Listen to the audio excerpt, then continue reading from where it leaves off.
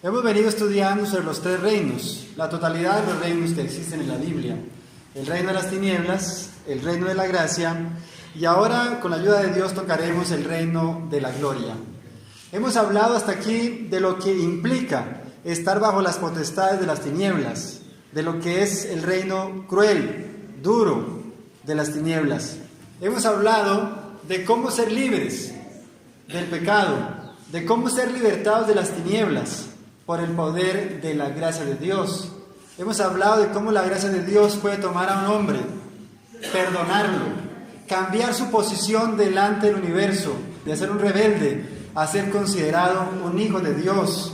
Pero también hemos visto hasta aquí cómo Dios se propone no solo cambiar nuestra posición, sino cambiar nuestro estado, de ser pecadores a ser hallados santos por su gracia.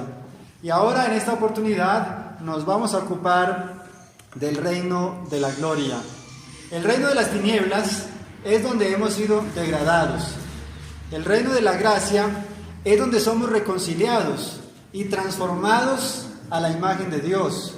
El reino de la gloria será donde seremos coronados. En las tinieblas somos degradados, en la gracia somos elevados y en la gloria somos recompensados o galardonados. Cuando la gracia de Dios haga su obra completa en nosotros, dará lugar a la gloria.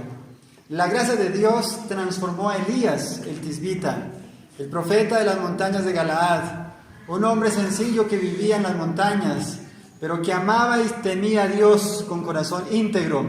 El profeta fue transformado por la gracia de Dios a tal punto que la gracia dio lugar a la gloria y Dios lo transformó a su infinita gloria. Se rompieron las cadenas de la mortalidad y la eternidad lo absorbió y subió al cielo en una carroza de ángeles.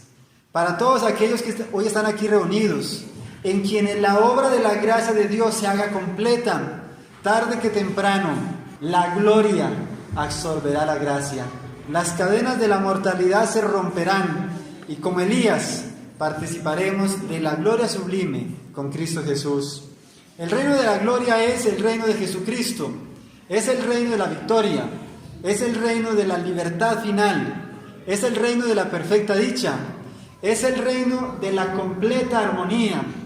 El propósito de Dios se cumplirá y volverá al universo a ser como en un principio, antes que el originador del pecado se levantara en rebelión contra Dios y el universo fuese afeado por la fea mancha del pecado. El reino de la gloria es el reino de la entera comunión con Jesucristo. Es el reino de la total bienaventuranza, porque en el reino de la gloria no habrá pesar, no habrá tristeza, no habrá enfermedad que nos aflija, no habrá cortejos fúnebres que nos entristezcan, no habrá dolor que traiga aflicción al corazón humano. Será un reino de completa bienaventuranza, será un reino eterno y sin fin, será un reino maravilloso. Es el reino que es todo codiciable. Alguien dijo que la eternidad o el reino de Dios era como una gaviota, ir al mar y tomar una gota de agua, y en 1000 años volver de nuevo al mar y tomar otra gota de agua, y pasados 1000 años volver al mar y tomar otra gota de agua. De esa manera alguien comparó lo que es el reino de Dios, la eternidad. El reino de la gloria no ha iniciado aún. El reino de la gloria iniciará con la segunda venida de Jesús. En Mateo capítulo 25, versículo 31 leemos: cuando el Hijo del Hombre venga en su gloria y todos los santos ángeles con él, entonces se sentará sobre el trono de su gloria y serán reunidas delante de él todas las gentes. Jesús va a volver pronto. Y lo más interesante de este versículo es que nos presenta que Jesús regresará sobre su trono de gloria. Lucas capítulo 19, versículo 12, que es un versículo paralelo, nos dice: un hombre noble partió a una provincia lejana para tomar para sí un reino y volver. Jesús dijo a sus discípulos: no se turbe vuestro corazón, creed en Dios, creed también en mí. En la casa de mi Padre muchas moradas hay. Si así no fuera, os lo hubiera dicho. Voy pues a preparar lugar, para que donde yo estoy, vosotros también estéis. Y si me fuere y os preparare lugar, vendré otra vez. Es una certeza que Jesús vendrá. Jesús dijo que iba a venir y va a regresar muy pronto. Pero cuando Jesús venga, traerá consigo su reino. La Biblia lo presenta: un hombre noble partió a una provincia lejana para tomar para sí un reino y volver. Jesús fue al cielo a tomar para sí un reino y volver. Antes que Jesús venga, allá en el universo infinito, en el tercer cielo, será coronado como Rey del universo. Se desposará con la santa ciudad, con Jerusalén, quien es la representación de su reino. Cristo asumirá entonces su gran poder y reinará. La Biblia dice, Apocalipsis 19:7, gocémonos, alegrémonos y démosle gloria, porque son venidas las bodas del Cordero y su esposa se ha preparado. La Biblia habla que hay que gozarnos, que hay que alegrarnos, porque son venidas las bodas del Cordero. ¿Qué son las bodas del Cordero y cuándo se celebran? Las bodas del Cordero se celebran después de la culminación del ministerio sacerdotal de Jesús en el lugar santísimo del santuario celestial y antes que los juicios de Dios sean derramados sobre la tierra. La boda representa el acto de ser investido Cristo de la dignidad de rey. La ciudad santa, la Nueva Jerusalén, que es la capital de su reino y lo representa, se le llama en la Biblia la novia, la esposa del Cordero. Según el profeta Daniel, en el capítulo 7, versículo 14, Jesús recibirá del anciano de días, del Padre, el dominio, la gloria y el reino. Es decir, recibirá la Nueva Jerusalén, la capital de su reino, preparada como una novia, engalanada para su esposo. Apocalipsis 21:2. Después de recibir su reino, que está representado en la ciudad de oro, vendrá en su gloria, como Rey de reyes y Señor de señores. Así lo presenta Apocalipsis capítulo 19, versículo 16. Ya no vendrá como un niño indefenso, que tendrá que huir exiliado a Egipto. Ya no vendrá inocente y manso, como vino en el pasado. Esta vez vendrá en todo su augusto carácter, como Rey de reyes y Señor de señores, a hacer juicio sobre las naciones de la tierra. Vendrá para redimir a los suyos, aquellos que se sentarán con Abraham, con Isaac y Jacob en su reino. Mateo capítulo 8, versículo 11.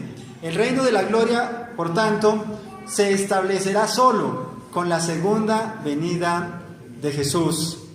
El trono de la gloria representa el reino de la gloria, y el reino de la gloria aún está en el porvenir. No quedará establecido sino hasta el segundo advenimiento del Hijo de Dios. Hemos hablado del reino de la gracia, y el reino de la gracia se ha venido estableciendo poco a poco, día tras día, en la medida que cada corazón se ha ido separando del pecado y de la rebelión y se ha ido sometiendo a la soberanía de Dios. El reino de Dios se ha ido estableciendo en cada corazón. Pero el establecimiento del reino de la gloria solo se producirá hasta la segunda venida de Jesucristo y no antes. Mateo 25:31, cuando el Hijo del Hombre venga en su gloria y todos los ángeles con él, entonces se sentará sobre su trono de gloria, y delante de él serán reunidas todas las naciones, y apartará a los unos de los otros, como el pastor aparta las ovejas de las cabras, y pondrá las ovejas a su derecha y las cabras a la izquierda. Entonces el Rey dirá a los que están a su derecha: venid, benditos de mi Padre, poseed el reino destinado para vosotros desde la fundación del mundo. Estas palabras son de lo más dulce que he leído en la Biblia. Son de lo más animadoras, porque hay un reino destinado para usted. Hay un reino destinado para mí. Jesús de antemano ha preparado un reino para nosotros. Jesús tiene el anhelo de darle a usted un lugar en su reino de gloria. Jesús tiene el anhelo que dejemos de ser siervos y elevarnos a la elevada posesión de monarcas, de reyes, en su reino de gloria. Es interesante que se ha levantado una filosofía que intenta contrarrestar el establecimiento del reino de gloria de Dios. Hay una teoría que presenta un prerreino temporal. Los judíos esperaban en su época un reino temporal, un dominio temporal, donde Jesús, el Salvador, el Mesías, apareciese como un conquistador, humillara a los ejércitos romanos que los tenían esclavizados, los liberara de este yugo tan pesado y estableciese un gobierno donde ellos fuesen los expositores de su verdad y los agentes de su autoridad. Y hoy en el mundo religioso también multitudes creen que están trabajando para el establecimiento del reino temporal de Cristo como dominio temporal y terrenal. Pero el establecimiento de un reino tal no es lo que presenta la Biblia. Jesús dijo: mi reino no es de este mundo. Querían para Jesús un reino y un dominio temporal, pero Jesús no quiso aceptar un trono terrenal. El reino de Jesús es un reino de gloria, un reino universal. Muchos han conocido la gloria terrenal, pero lamentablemente jamás conocerán la gloria celestial. Alejandro el Grande, a los 32 años, era el amo del mundo. No hubo territorio por conquistar que no hubiese conquistado. No hubo ejército que no hubiese sometido. No hubo nación, país o fuerza armada que no hubiese humillado y claudicado a los pies de este hombre. Pero Alejandro nunca fue dueño de sí mismo. Murió por la complacencia propia, por beber 2 veces la copa de Hércules con alcohol. Alejandro el Grande conoció la gloria terrenal, pero conocer la gloria celestial está en veremos. John Lennon, como decíamos ayer, dijo en la entrevista que era más famoso que Jesucristo, y unos meses más tarde un fanático le dio 6 disparos y murió. Hay muchas personalidades que han conocido la gloria terrenal, pero jamás conocerán la gloria celestial. La gloria terrenal que da fama solo dura un momento, es fugaz. Michael Jackson vino y nos deslumbró a todos como rey del pop. Vino por un momento y murió. Se fue como la estrella fugaz que nos deja en su recuerdo la estela de luz, y pasó. Lo que Dios se propone darnos es una eternidad de gloria, no un momento de gloria terrena. Dios tiene un plan elevado. La Biblia dice en 1 Corintios capítulo 13, las profecías se han de acabar, las ciencias cesarán, las lenguas se acabarán. El hermano Balbas sabía 8 idiomas. Cuando ya estaba en su senitud dijo que lamentaba haber perdido tanto tiempo aprendiendo tantos idiomas. El último idioma que aprendió fue el ruso, pero al finalizar su vida, en el ocaso de su existencia, dijo que había sido una pérdida de tiempo. Y la Biblia dice que las lenguas se acabarán. Pero si en esta vida recibimos la gracia de Dios y llegamos a reflejar la gloria de Cristo, entonces disfrutaremos con Cristo una eternidad de gloria sin fin. ¿En qué consiste el reino de gloria? El reino de gloria será un reino sin maldad, una vida libre de maldad. Isaías 11:9 dice: no habrá mal en todo mi santo monte. Cuando digo no habrá mal de ningún tipo. No habrá dolor, no habrá enfermedad, no habrá gemidos, no habrá tristezas. Será una cosa extraordinaria. Será un hogar paradisíaco, el Edén, morada de nuestros primeros padres, que fuera trasladado al cielo después del diluvio, volverá a florecer. La tierra será un hermoso Edén cuando el Edén vuelva a florecer. Y en este paraíso edénico será la morada de los justos, de los santos. El reino de gloria consiste en una vida de compañerismo con Jesús.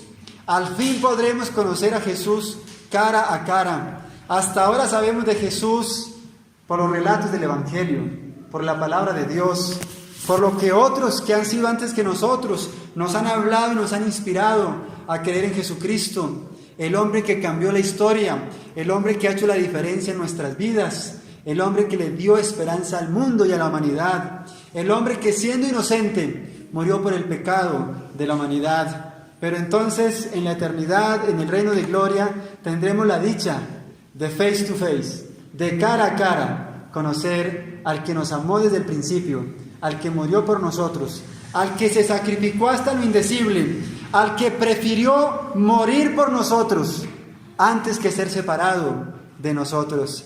Tendremos el privilegio de besar las manos de Jesús, sus manos heridas por los clavos crueles que le causaron nuestros pecados. Tendremos el privilegio de postrarnos a sus pies y darle gloria, porque a Jesús debemos la vida y porque a Jesús debemos la redención. 2 veces nos ha comprado.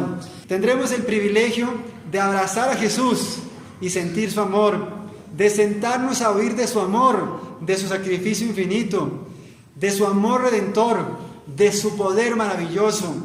Las cadenas de la mortalidad se romperán, el velo que oculta el mundo invisible del visible desaparecerá y tendremos la dicha de poder conocer a Jesucristo, de poder ver el rostro de Dios cara a cara. La Biblia dice: a Dios nadie le vio jamás, mas el unigénito del Padre le ha dado a conocer. Tendremos la dicha infinita de conocer al Dios eterno, a quien hemos venerado, reverenciado, temido, a quien durante toda nuestra existencia aprendimos a temer, pero que jamás vimos en persona, que lo vimos en la persona de Jesucristo, porque sabemos cómo es Dios por la persona de nuestro amado Salvador Jesucristo. La vida en el reino de gloria será una vida libre de maldad, no habrá mal. Un niño de 5 años tomó una llave alemana y con esa llave escribió sobre el automóvil nuevo que su padre había comprado. Era un automóvil muy costoso.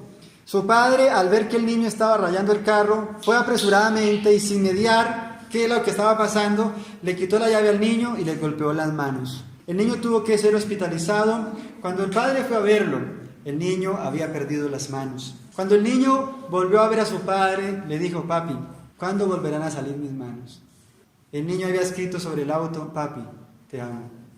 El torturado padre no aguantó y fue y se quitó la vida. El reino de gloria será un reino sin maldad, sin dolor, sin tristeza, sin pesar, sin ningún tipo de decadencia. Será un diario vivir con Jesús. Será una eternidad sin los rigores de la enfermedad y la decadencia a que ahora estamos sujetos. Visité un hombre en Montería, cuando estuve trabajando allá en Montería, y el hombre llevaba 6 años postrado en la cama. No se podía levantar, hacía 6 años no se levantaba, no podía comer, bebía agua y algunas pocas gotas de jugo que le alcanzaban los que lo atendían. 6 años en esa desgracia. 6 años sufriendo de una manera indecible. 6 años cuya espalda ya estaba llagada por la misma posición desventurada de estar postrada a una cama. La eternidad será algo maravilloso porque no habrán los rigores de la enfermedad, no habrá la decadencia a que ahora estamos sujetos. La Biblia dice, 1 Corintios 15:53, que este cuerpo mortal será vestido de inmortalidad y este cuerpo corruptible será vestido de incorrupción. Este cuerpo es un cuerpo corruptible, es un cuerpo que cada día está en la decadencia. Cuando yo era niño quería ser joven, cuando fui joven quería ser adulto, porque los adultos hacen cosas que los jóvenes no hacen. Pero ahora que soy adulto, quiero volver a ser niño, porque me he dado cuenta que a medida que pasa el tiempo, mi cuerpo cada día, mi vigor está decayendo, mi fuerza, la lozanía.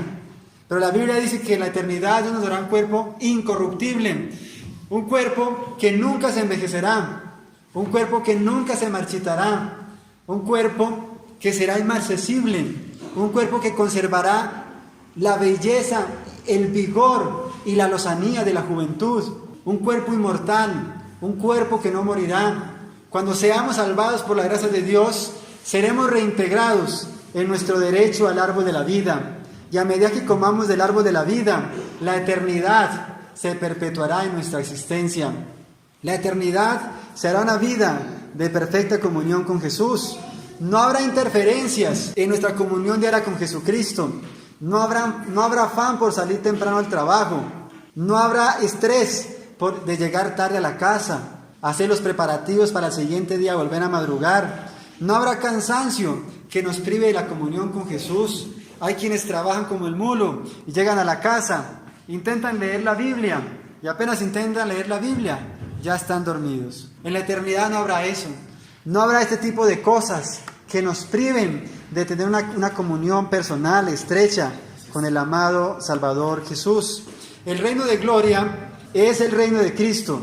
Es el reino donde Cristo será supremo, donde Cristo tendrá su trono en cada corazón, donde Cristo tendrá un trono sempiterno, donde Cristo tendrá un reino estable, porque el pecado no se volverá a levantar. La palabra de Dios es muy clara en decir que el pecado será destruido de tal manera y con tal severidad que el pecado no se volverá a levantar la segunda vez. Nahum capítulo 1, versículo 9. Nadie en el universo querrá volver a pecar contra Dios. El pecado será erradicado de tal manera y con tal furia, con tal ira de Dios, que no se volverá a levantar una segunda vez. Cristo tendrá pleno dominio sobre todo el universo. El germen del mal, que es el causante de todos nuestros problemas, no existirá más, y el amor de Jesucristo lo inundará todo. La razón por la que existen conflictos es por causa del germen del mal que está en nosotros, es por causa del pecado, pero el amor de Jesús lo absorberá todo. Ha sido en el reino de las tinieblas donde hemos sido esclavizados, pero es en el reino de la gracia donde somos libertados. Es en el reino de las tinieblas donde eres esclavo, pero es en el reino de la gracia donde eres hecho hijo de Dios. Y será en el reino de la gloria donde serás monarca, donde serás rey. Porque la Biblia dice en Apocalipsis capítulo 1 que aquellos que hereden la salvación serán reyes y sacerdotes para con Cristo. Cristo compartirá su trono con nosotros. Correinaremos con Jesucristo el universo. Es maravilloso saber cómo es el reino de la gloria. El reino de la gloria es un reino sin muerte. Se me pidió que predicara un sermón fúnebre. Vi que sería bueno una oportunidad para predicar algunos de los sermones fúnebres que Jesús haya predicado y que estuvieran registrados en el Evangelio o en los Evangelios. Pero buscando en los Evangelios no hay ningún sermón fúnebre. Descubrí que Jesús hizo suspender todos los entierros a que fue invitado. La muerte no podía existir donde Jesús estaba. Cuando los muertos escuchaban su voz, inmediatamente resucitaban. El reino de la gloria será un reino donde estaremos para siempre con Jesús. Y por eso no habrá muerte, porque Jesús es la vida. Jesús dijo: yo soy el camino, la verdad y la vida. Y donde está la vida, no puede haber muerte. En el reino de gloria, las familias se volverán a reunir. Cuando se instaure el reino de gloria, nos volveremos a encontrar con todos nuestros seres queridos que la muerte nos ha arrebatado. Pregunto, ¿ha perdido usted algún ser querido? ¿Ha tenido usted que despedir a alguien muy cercano a su corazón?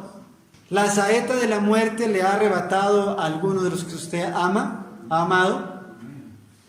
Pues en el reino de la gloria, las familias se volverán a reunir. Primera Tesalonicenses 4:16, porque el mismo Señor, con aclamación, con voz de arcángel, con trompeta de Dios, descenderá del cielo, y los muertos en Cristo resucitarán primero. Cuando Jesús venga a instaurar su reino de gloria en su segunda venida, Él dejará oír su argentina voz, y todos los muertos que la escuchen, los que hayan muerto en Él, la oirán, porque su voz repercutirá sobre toda la tierra como voz de trompeta, y todos aquellos que la escuchen se levantarán de sus polvorientos lechos, se levantarán en su misma estatura en que fueron depositados a la tumba, pero se levantarán con el vigor y la lozanía de la eterna juventud en sí. Se levantarán glorificados. Todas las imperfecciones, todas las deformidades, todas las mutilaciones, todas las desgracias que causó el pecado en el ser quedarán para siempre en la sepultura, y serán los muertos en Cristo resucitados en gloria. Usted, madre que me escucha, si usted ha perdido a su hijo, Jesús lo traerá a la vida otra vez. Jesús traerá a la vida a todos los que murieron fieles, los muertos fieles, no perecerán para siempre. Jesús nos ha prometido vida eterna. Y si tenemos que pasar por el trance de la muerte, no es problema, porque Jesús ha prometido que traerá a la vida a todos aquellos que han muerto en la bendita esperanza de la vida eterna. El reino de gloria es maravilloso, porque es un reino de inclusión, es un reino donde hay lugar para todos, para chicos y viejos, para ricos y pobres. Es un reino universal, es un reino maravilloso. Mateo 8:11, y muchos vendrán del oriente y del occidente, y se sentarán con Abraham, con Isaac y Jacob en el reino de los cielos. Este pasaje es uno de los que más me gustan, porque Jesucristo pensó en nosotros, que estábamos en occidente. Jesucristo se manifestó en el oriente, hizo su vida, su ministerio en el oriente, pero Jesucristo, mientras estaba en el oriente, estaba pensando en los de occidente. Jesucristo hizo una provisión universal para todos, pero hay un pero. Mateo 8:12. Muchos vendrán del oriente y del occidente y se sentarán con Abraham, Isaac y Jacob en el reino de los cielos. Mas los hijos del reino serán echados a las tinieblas de afuera, donde será el lloro y el crujir de dientes. Esta es una sorprendente declaración. Los hijos del reino serán echados fuera, a las tinieblas, donde será el lloro y el crujir de dientes. ¿Qué significa esto? Si eres miembro de la iglesia, pero no eres un hijo de la gracia, serás echado fuera a las tinieblas. Si la gracia lo ha transformado solo por fuera y su vida no ha sido transformada, usted será echado afuera a las tinieblas. Necesitamos una regeneración espiritual, una transformación de la vida. No necesitamos solo gracia externa. Muchos, por la autodisciplina, dejan muchas malas cosas. Muchos dejan de ir a la cantina, pero no pueden sacar la cantina de su mente. Necesitamos una regeneración, una transformación de nuestra vida. Leí una historia muy interesante cuando existía la subversión en México. Cuando existía la subversión en México, pasó una experiencia muy interesante. Un día 2 subversivos llegaron a una iglesia donde habían unas 600 personas reunidas. Eran 2 encapuchados con armas en sus manos. Irrumpieron de manera abrupta, pasaron al frente y entonces dijeron: todo aquel que esté dispuesto a recibir un tiro por Jesucristo, quédese donde está. Y inmediatamente el coro que estaba aquí adelante desfiló, los diáconos salieron, posteriormente los laicos empezaron a salir, y de toda esa multitud quedaron unas 200 personas. Y entonces dijeron los encapuchados: muy bien, pastor, ya nos deshicimos de los hipócritas, ahora puede comenzar su sermón. Necesitamos una experiencia donde el corazón sea transformado, donde la vida sea renovada, donde no nos pongamos el traje exterior, sino nuestra vida sea adornada con el ornato del corazón, con la gracia de Dios en nuestra vida. Se requiere, para entrar en el reino de la gloria, 2 cosas. 1, haber salido del reino de las tinieblas. Tenemos que abandonar el servicio del mal, tenemos que abandonar el servicio del pecado, y se requiere haber entrado en el reino de la gracia. Sin estas 2 cosas es imposible saborear el reino de la gloria. Debemos abandonar el pecado y procurar la santidad de nuestras vidas. Es vital que nuestra vida sea objeto de la obra transformadora de la gracia de Dios. Necesitamos cambios aparentes, necesitamos una transformación de nuestra naturaleza. El urogallo, que es un ave de los polos, cuando hace verano es de color pardo. Cuando hace invierno, la naturaleza lo dota de un plumaje blanco, extremadamente especial, para protegerlo de los depredadores. Pero el urogallo apenas sufre una transformación en su plumaje, pero su naturaleza sigue siendo la misma. Necesitamos una transformación de nuestra naturaleza. Si nuestra naturaleza no es transformada, el único mundo y el único cielo que conoceremos será este. Salmo 17:14 dice: de los hombres del mundo, cuya parte es en esta vida. Muchos solo conocerán este cielo y esta tierra. No gustarán del reino de la gloria de Dios, pues nunca dieron su vida a la obra transformadora de la gracia de Dios. Muchos son esclavos del pecado, del adulterio, de la fornicación, del comercio injusto, del robo, de la impureza. Un hombre le escribió al pastor David Ormachea y le dijo: Pastor Ormachea, vine a Estados Unidos a trabajar y hace 5 años estoy aquí trabajando para sostener a mi familia. Pastor, ayúdeme, mi esposa me ha sido infiel. Ayúdeme a recuperar a mi esposa. Y entonces el pastor David Ormachea le dijo: ¿y usted le ha sido infiel a su esposa? Y el hombre dijo: no, pastor, nunca he sido infiel a mi esposa. Y entonces el pastor Ormachea lo volvió a increpar y le dijo: dígame la verdad, en 5 años que usted ha pasado lejos de su esposa, en un país extraño, ausente de su esposa, ¿usted no le ha sido infiel a su esposa? ¿Usted no ha estado viendo pornografía en la internet? La respuesta del hombre se demoró, pero finalmente confesó que había estado viendo pornografía por la internet. Y entonces Ormachea le dijo: la diferencia entre el adulterio de su esposa y el suyo es que el de su esposa fue físico y el suyo es espiritual. Esa es la condición de muchos. Muchas personas se sumergen en el pecado, navegan en el pecado infernal que causará su destrucción eterna. Otros han venido al conocimiento de la verdad, pero siguen siendo esclavos de la más profunda esclavitud. Y hasta que no arrojemos el lastre del pecado, no podremos ser elevados a la altura de la santidad. Cuando los aeronautas suben en globo, llevan consigo unas bolsas de arena llamadas lastre. Estas van dentro de la canasta del globo. Cuando se quieren elevar, las arrojan fuera del globo. Se llama arrojar el lastre para que la aeronave tome altura. Así es en la vida cristiana. Si deseamos elevarnos más cerca del cielo, más cerca del Cristo, si deseamos elevarnos a la altura de la santidad, necesitamos arrojar fuera de sí el lastre del pecado, desprendernos de todas esas pesas inútiles. Mientras no lo hagamos, no podremos elevarnos. Para subir a las alturas de la gloria de Dios, debemos echar fuera de nuestro corazón el lastre, el peso del pecado. El pecado no solo nos priva del reino de la gracia, sino que de la gloria, sino que nos consumirá poco a poco. No podemos librarnos del pecado por nosotros mismos. En la mañana hablábamos de esta incapacidad. El ser humano no puede librarse de sí mismo. Pablo decía: miserable hombre de mí, ¿quién me librará de este cuerpo de muerte?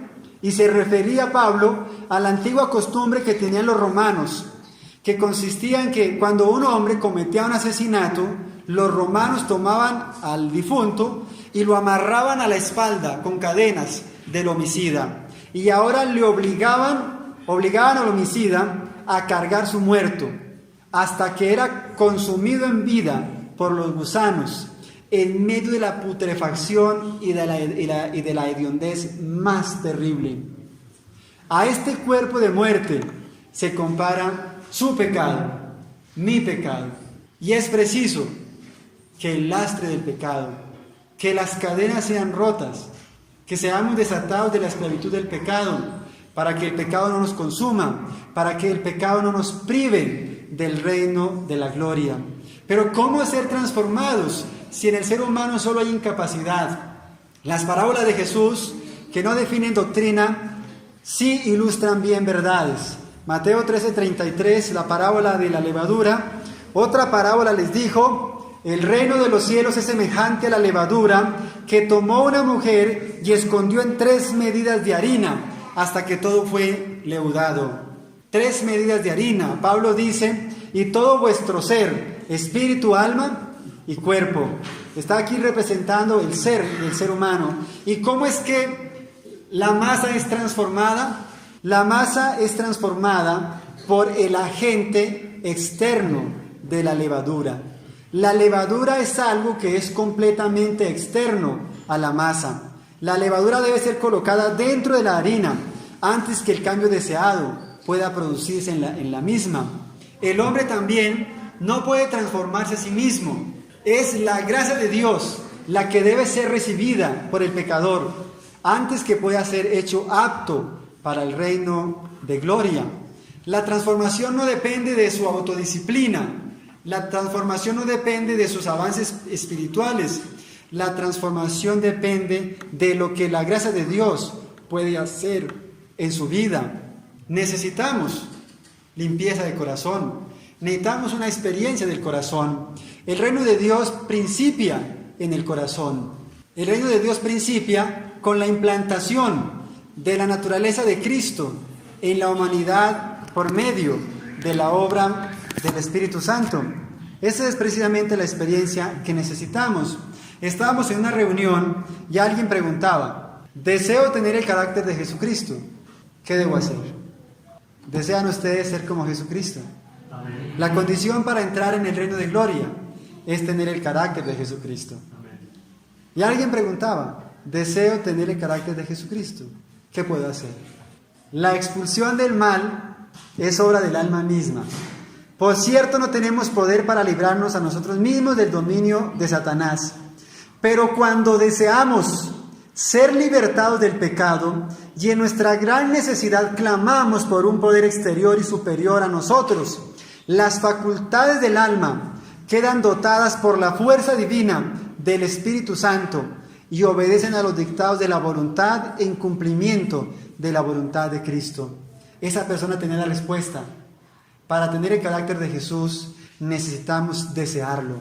Cuando usted desee ser transformado, cuando usted desee ser libre de las cadenas que lo atan, de la esclavitud del pecado a que está sujeto, porque no todas las personas son esclavas de los mismos pecados.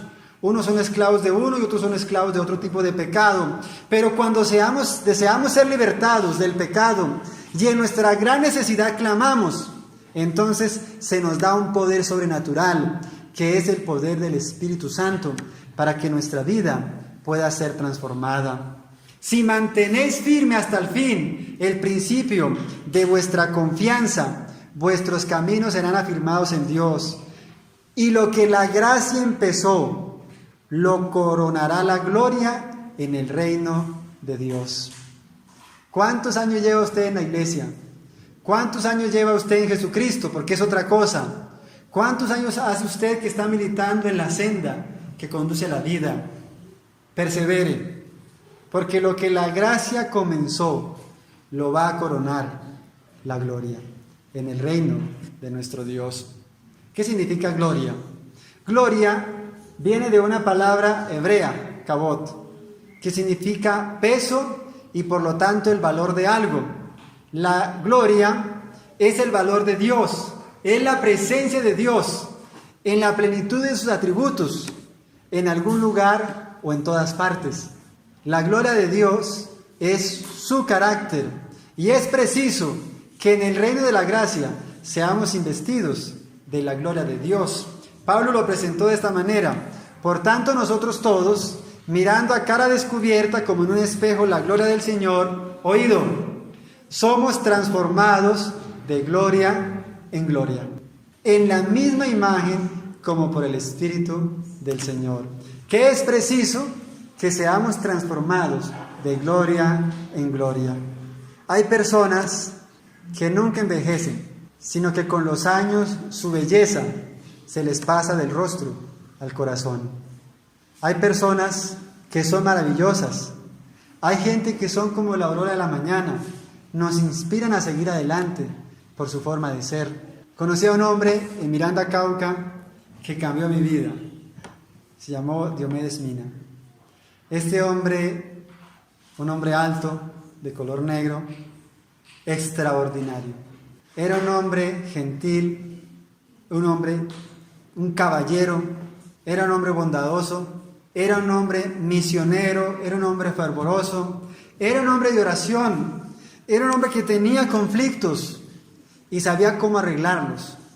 Un día llegué y cuando llegué el hombre estaba apesadumbradísimo por un conflicto que tenía y el hombre, lejos de levantar contienda con sus originadores del conflicto, se había retirado a su huerta y allí en oración y en medio de lágrimas, derramando su alma delante de Dios, estaba lidiando con su conflicto. Era un hombre extraordinario. Este hombre inspiró mi vida, cambió mi forma de pensar, mi forma de ser. Hay gente maravillosa que la gracia de Dios ha venido transformando, que se les nota en el rostro, que se les nota en la mirada, que se les nota en el trato comercial, que se les nota en las palabras, que se les nota en el tema de conversación. Durante 300 años, Enoc procuró la pureza de corazón, a fin de estar más en armonía con el cielo. Durante 300 años Enoc caminó con Dios. Día a día anhelaba una unión más íntima con Dios. Cada día que amanecía, Enoc invitaba a Dios a caminar con él. Y así lo hizo por 300 años, hasta que un día vino Dios y le dijo: bueno, Enoc, me has invitado a caminar contigo por 300 años. Hoy he venido a invitarte a caminar conmigo. Y se lo llevó al cielo. Y la Biblia dice, y Enoc fue traspuesto. Y antes de haber sido traspuesto, tuvo testimonio de haber agradado a Dios. Si caminas con Jesucristo, si das tu corazón para que Jesús lo cambie, lo transforme, si como el barro permaneces en las manos del alfarero divino, Jesucristo va a hacer su obra completa. No mire sus yerros, no mire sus debilidades, no mire sus pecados, mire a Jesucristo, mire el poder que hay en Él. Y Jesucristo, si permanece usted cual barro en las manos del alfarero, lo moldeará, lo transformará, lo acrisolará en el horno de la prueba y lo hará un vaso para honra, un vaso para gloria. Si en su diario vivir usted camina con Jesucristo, como Enoc, Jesucristo pronto vendrá y entonces nos invitará a caminar con Él en su gloria. El Señor pueda bendecirnos, ayudarnos, para que nuestro caminar con Jesucristo sea diario, sea aquí y ahora. El Señor nos bendiga a todos. Amén.